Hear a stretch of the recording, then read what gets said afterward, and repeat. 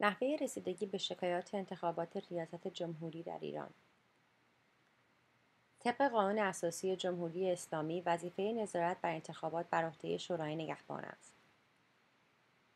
ماده 79 شورای نگهبان ظرف یک هفته و در صورت ضرورت حداکثر 10 روز پس از دریافت نتیجه انتخابات ریاست جمهوری نظر قطعی خود را نسبت به انتخابات انجام شده به وزارت کشور اعلام و وزارت کشور از طریق رسانه‌های گروهی نتیجه نهایی را به اطلاع مردم خواهد رساند.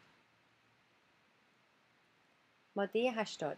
هیئت‌های اجرایی موظفند از تاریخ اعلام نهایی صلاحیت داوطلبان تا 2 روز پس از اعلام نتیجه اخذ رأی انتخابات شکایات واصله را بپذیرند و ظرف 24 ساعت در جلسه مشترک هیئت اجرایی و ناظرین شورای نگهبان در شهرستان مربوط به آنها رسیدگی نمایند و نتیجه را صورت جلسه نموده و به وزارت کشور اعلام دارند. تبصره 1 کسانی که از نحوه برگزاری انتخابات شکایت داشته باشند می‌توانند ظرف 3 روز از تاریخ اخذ رأی شکایت مستند خود را به ناظرین شورای نگهبان یا دبیرخانه این شورا نیز تسلیم دارند.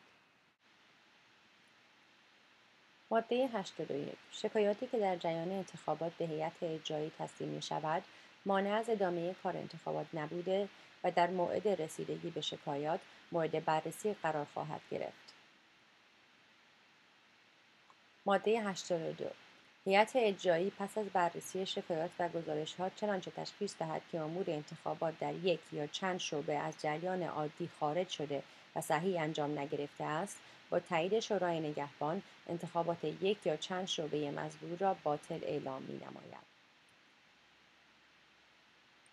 ماده 83 وزیر کشور پس از وصول اعتبارنامه از شورای نگهبان رئیس جمهور منتخب را به حضور رهبر یا شورای رهبری معرفی می‌نماید. جهت کسب اطلاعات بیشتر و تماشای ویدیوهای آموزشی دیگر لطفاً از سایت ما بازدید فرمایید www.ایستگاهانتخابات.com